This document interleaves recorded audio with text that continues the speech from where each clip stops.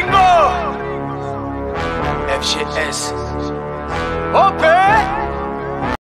Yo, salut mes humains, c'est OP, j'espère que vous allez bien et bienvenue sur ma chaîne YouTube. Content de vous retrouver pour cette petite vidéo actualité Paris Saint-Germain et un petit sujet justement qui va vous faire plaisir, je pense. Petit sujet pointilleux, un petit sujet délicieux, qui a bon goût si je puis dire. Mais avant toute chose, on s'abonne à la chaîne si ce n'est toujours pas fait, la petite clochette à côté, on clique dessus pour les notifications, le référencement et on est carré. Les gars, petit tour d'horizon vite fait, niveau mercato, j'y comprends plus rien.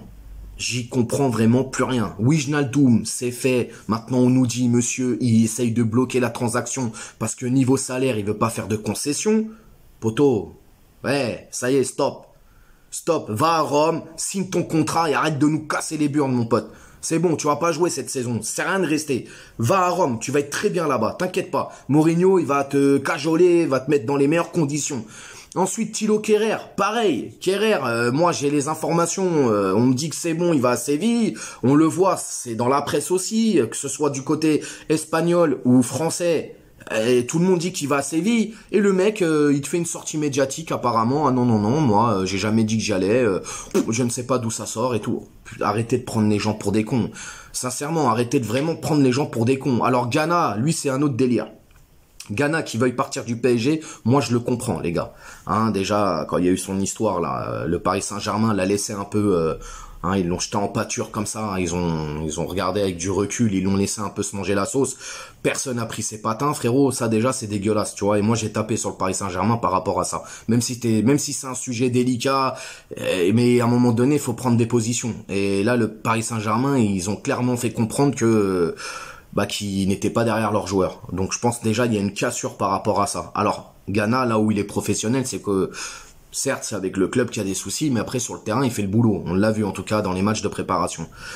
On nous dit Ghana il est à Liverpool, il va passer sa visite médicale, etc. C'est bon, il va s'engager, machin, nanana. Rien du tout. Le mec apparemment il a l'entraînement au PSG tranquille avec ses coéquipiers. Les gars, il y a un moment donné, il faut vous mettre d'accord. Donc, soit on a affaire à des journalistes incompétents qui sortent tout et n'importe quoi. À côté, peut-être qu'on a affaire aussi à un club comme le PSG qui, finalement, ne laisse plus rien fuiter et essaye de brouiller les pistes en laissant penser que oui, ça, ceci, oui, cela, machin, nan. Ou alors, on a affaire à des joueurs qui sont littéralement en train de bloquer leur départ. C'est-à-dire qu'ils font tout pour ralentir les choses. Si c'est le cas, les gars, on va pas s'entendre. On va vraiment pas s'entendre. Et à un moment donné, c'est terminé. L'aventure au PSG, en rouge et bleu, elle est terminée pour vous les gars. Donc partez. Ghana c'est autre chose. Moi Ghana s'il reste je suis très content. Il a toujours fait le boulot. Moi je le garde, il n'y a pas de problème. Qu'il aille à Everton si c'est son choix, on le respecte. Qu'il reste chez nous, on sera derrière lui, il n'y a aucun souci. Maintenant les Thilo, là, les Draxler, les Herrera, toutes ces conneries là. Et Wijnaldum, bon lui encore c'est le moins pire. Les gars ça y est, basta, c'est bon.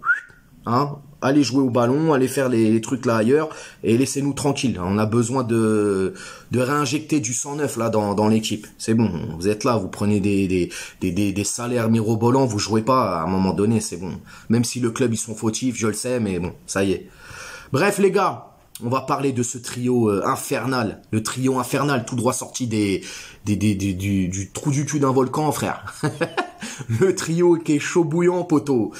La M&M, eh oui les gars, la M&M, pas Eminem, hein, même si en termes de flow, on n'est pas loin les gars. Eminem, M&M, ça débite. Mais voilà, en tout cas, Messi, Neymar, Mbappé, quel trio. Qui un jour allait se dire, regardez-moi, petit supporter parisien que je suis. Jamais de ma vie, et pourtant je l'ai vu moi éclore Messi. J'ai vu moi Messi jouer les premiers matchs qu'il a fait. À l'époque c'est Juli qui jouait à sa place. Messi il a pris Juli, il l'a mis sur le banc et il a commencé à jouer. Jamais je me serais dit que ce phénomène-là un jour mettrait les pieds au Paris Saint-Germain. Jamais. Pareil pour Neymar. Quand j'ai découvert Neymar, quand il était à Santos, c'était la même chose. Jamais de ma vie je me serais imaginé qu'il foute les pieds à Paname. Bon, même si avec Neymar c'est un peu compliqué. Connaissez-moi mes positions là-dessus. Mais bon, quand il est bon, quand il est très bon, je le dis. Quand il pue la merde, je le dis aussi. C'est pareil pour tout le monde. Messi, pas Messi, c'est la même chose. Mbappé aussi. Quand il est nul, faut le dire. Mais en tout cas, et puis Mbappé, c'est la même chose. Après Mbappé, c'est un peu différent parce que voilà, il est de la banlieue parisienne, 93, il est juste à côté de chez moi, Bondy. Tu te dis, bon, ouais, le mec, ok, club de cœur, Real Madrid et tout. Finalement, il est quand même chez nous, il a même reprolongé encore. Donc voilà, on va dire que c'était peut-être, on pouvait peut-être plus se projeter avec un joueur comme Mbappé au PSG, c'est-à-dire éventuellement qui pouvait venir, que un Messi ou un Neymar. C'était un peu plus compliqué de se dire un jour ou l'autre ils mettront les pieds dans la capitale. Mais en tout cas ils sont là et on est très heureux. Mais voilà, moi j'ai envie d'aborder un sujet avec vous les gars, c'est que on a eu la BBC au Real, on a eu la MSN au Barça, et on va dire, on va pas se mentir, je pense que dans les trios d'attaquants aussi prolifiques que ces deux-là ont été, ces deux trios, j'en vois pas d'autres. Ouais, j'en vois pas. Ouais, peut-être, peut-être Götze, Aubameyang, Lewandowski, et encore c'était, ouais, ça marquait, mais je sais pas. En tout cas, pour moi, c'est les deux trios qui sortent du lot. Et les gars, on voit qu'avec Galtier, alors déjà Galtier, on l'a vu, hein, il a fait petit aparté. Sergio Ramos est en train de prendre beaucoup de volume dans cette équipe en termes de leadership et c'est très bien. On le voit, il est très en forme. D'ailleurs, apparemment, Galtier, c'est son homme de confiance. Il en a fait le relais justement entre l'équipe et la direction, en tout cas le staff avec Galtier, etc. Donc je trouve ça plutôt cool. Pour en revenir à notre trio, justement, ce qui nous intéresse, si Galtier, il arrive à te faire sortir le meilleur de ces trois joueurs-là, s'il arrive à te trouver le système pour exploiter au mieux ces trois individualités qui vont forcément combiner à un moment donné dans les matchs, si la cohésion est trouvée, les gars, je pense sincèrement qu'on peut voir éclore peut-être le meilleur trio d'attaquants qu'on a jamais vu dans le football, les mecs. Mbappé, la vitesse, Messi, la vision panoramique, le génie tout simplement, et Neymar, la technicité.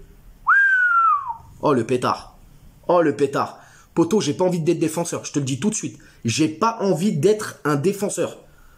Mon gars, ça va faire très mal. Si les trois là arrivent à faire le jeu, une touche de balle, rapidité, tout ce qui, c'est-à-dire que si toutes les caractéristiques qu'ils ont individuelles, ils arrivent à les combiner en mode fusion Dragon Ball Z, frérot.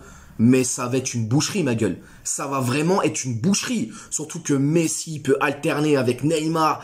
Mbappé, lui, frérot, il casse des reins. Il casse ton corps, frère, quand il accélère. Oh là là là là là là. Les gars, ça va faire très mal. Très très mal, très très mal. Alors après, c'est cliché. Ouais, Mbappé, il sait que courir. Non, Mbappé, il est technique aussi. En tout cas, non les gars. Galtier, je pense qu'il est en train de réfléchir à ça. Et il va essayer de nous sortir... Parce que déjà, il faut rappeler une chose. Parce que je suis un peu excité quand je parle de ce sujet. Moi, ça me met des étoiles dans les yeux, frérot, tu vois. Il faut rappeler une chose, c'est que Kylian, quand il arrive au dernier jour du mercato, c'est-à-dire le 31 août, il arrive en prêt de Monaco. En tout cas, sur la saison dernière, on va revenir sur la saison dernière. D'ailleurs, je vais vous mettre un tableau pour que vous voyez les statistiques. C'est saison 2021-2022, c'est 46 matchs en tout. Il va mettre 39 buts, je crois, et 21 passes décisives. Donc, c'est plutôt pas mal. Dans la globalité, depuis qu'il est là, depuis 2017, c'est 173 matchs pour 150 buts. C'est juste incroyable. C'est waouh. Neymar, qui va arriver, lui, en juillet 2017, en provenance du FC Barcelone. Lui, la saison dernière, c'est 28 matchs à peu près. Ouais, c'est ça. Ouais, c'est entre 28 et 30 matchs.